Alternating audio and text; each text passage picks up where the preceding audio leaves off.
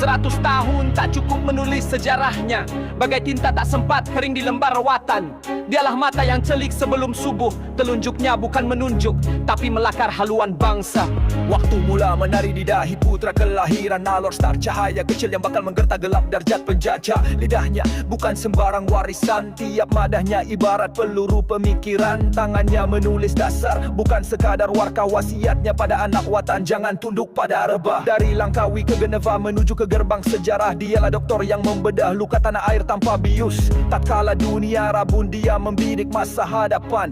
Tatkala pemimpin lena, dia berjaga menyemai wawasan. Terus tahun mata tak pejam, masih menatap luka bangsa yang dalam.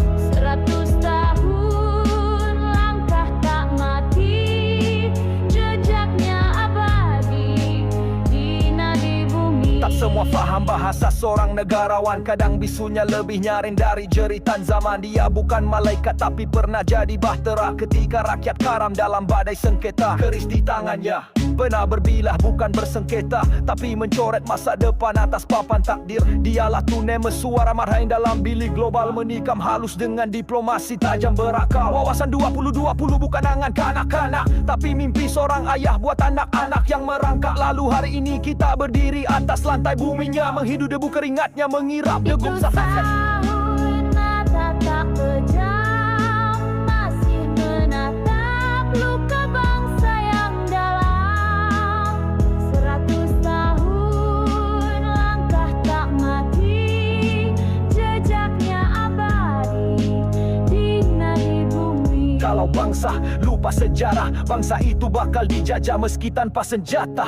Dan dia pun berlalu, tidak minta disanjung. Kupus kadar watan makmur dan anak cucu bersambung. Dia bukan kiblat tapi arah pada lidah yang bisu, bicara tentang bumi suci di kala dunia terbatuk malu. Kalamnya bukan khutbah tapi luka yang dibuka. Di antara pemimpin yang senyap, dialah Gema Gaza. Tak bertopeng diplomasi saat darah tertulis di dinding, tangan yang sama menulis dasar menyulam nasib Palestin. Di Dewan PBB ketika suara jadi barang lelong, dia bicara dengan mata bukan untuk tepuk tapi renung. Namanya dikerit dalam bahasa yang tak tertulis, dari Rabat ke Riyadh, dari Islamabad ke Baitul Quds yang menangis. Dia bukan khalifah tapi roh mujahid yang tak gentar melontar batu makna saat dunia memeluk nazar. Pada tiap pidato ada tombak dalam bunga tun, bukan sekadar Malaysia, dia cermin umat yang terluka. Dan walau dunia berpaling dengan wajah berlapis topeng, dia berdiri bukan untuk megah tapi kerana iman tak boleh digeleng.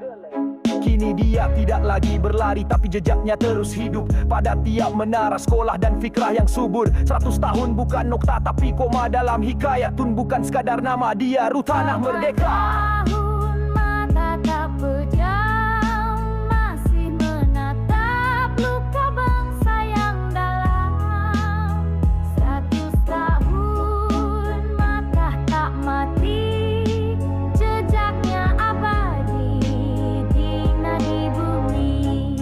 100 tahun berlalu, tapi Tun masih di antara kita. Bukan pada jasad, tapi pada jiwa tanah air.